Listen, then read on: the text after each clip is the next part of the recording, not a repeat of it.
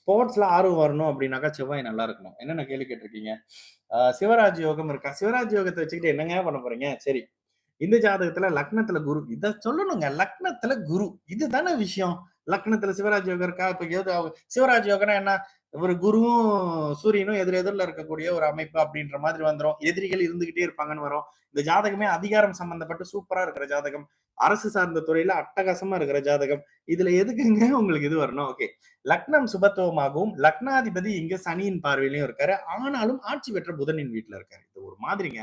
சந்திர கேந்திரத்துல இருக்காரு அப்படின்னு அப்படியே வந்துருவ வளர்பிறை சந்திர அமைப்புன்னு.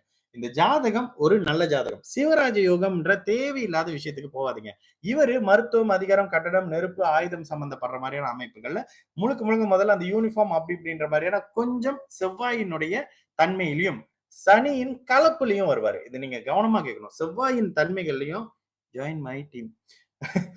செவ்வாயின் தன்மைகளும் லக்னத்தினுடைய தன்மை அடிப்படையிலையும் சனி செவ்வாய் தொடர்புன்றதுனால சில இடத்துல இந்த மருத்துவத்துறையில நான் அடிக்கடி சொல்வேன்.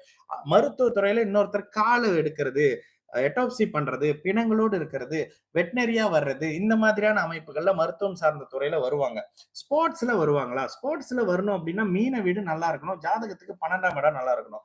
12ஆம் அதிபதி இங்க அந்த வீட்டுக்கு 12ல மறைஞ்சிருக்காரு. 12ஆம் இடத்துக்கு தனி சுப அமைப்பு வரல. அப்ப ஸ்போர்ட்ஸ்ல வருவாங்களான்னு கேட்டீங்கன்னா, செவ்வாய் சம்பந்தப்பட்ட துறைகள்ல இன்ஜினியரிங் சொல்லிட்டு மருத்துவமா இருந்தா அந்த மருத்துவத்துல கொஞ்சம் வெட்டினரி, டென்டல் அப்படின்ற மாதிரியான விஷயத்துல நல்லா வருவாங்க. சிவராஜ் யோகம் இருக்கான்னு கேட்டீங்கன்னா இருக்கு. பட் அதனால எந்த யூஸும் இல்ல. யோகங்கள் பாதி தேவையில்லாதது அப்படின்ற மாதிரி விஷயத்துல இது அது ஒரு விஷயங்க. ஆனா நல்லாவே இருப்பாங்க. குரு வக்ரம் கிக்ரம்னா எடுத்துறாதீங்க. தயவு செய்து எனக்கு கொஞ்சம் மயக்கம் வந்துரும். சரி. இப்ப நடந்துட்டு இருக்கிறது ராசிநாதன் இவரு செவ்வாய். அடுத்து அவருக்கு அஷ்டம சனி. அஷ்டம சனி வரப்போகுது. 2027ல சரியா வர்ற செவ்வாய் முதல்ல ஹெல்த்த கெடுப்பாருங்க. ஆரோக்கியத்துல கொஞ்சம் கவனம் வச்சுக்கோங்க. ஆரோக்கியம்ன்றது அஷ்டம சனி முடியற மட்டும் கொஞ்சம் சரியில்லாம இருக்கும். செவ்வாய் தசை, கேது யாரு? செவ்வாயில புதன். கேது, சுக்கிரன், சூரியன். சூரியன். செவ்வாய் தசையில கொஞ்சம் ஆரோக்கிய குறைபாடு இருக்குங்க. சனி பார்த்து 8ஆம் இடத்துல இருக்கக்கூடிய செவ்வாய் 6ஆம் அதிபதி 8ஆம் அதிபதி இடத்து தொடர்பு அப்படின்றதுனாலயும் அஷ்டம சனி வந்துருச்சு கன்னி ராசிக்காரர்களுக்கு 2027 தெளிவா கேளுங்க. அடுத்த வருஷம் வந்துருச்சான்னு கேட்பீங்க. எல்லா வார்த்தையும் அழகா தான் பேசுறேன்.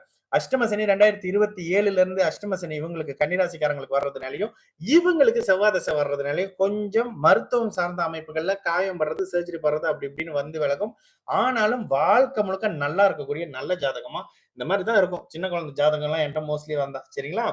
சரி அடுத்ததாக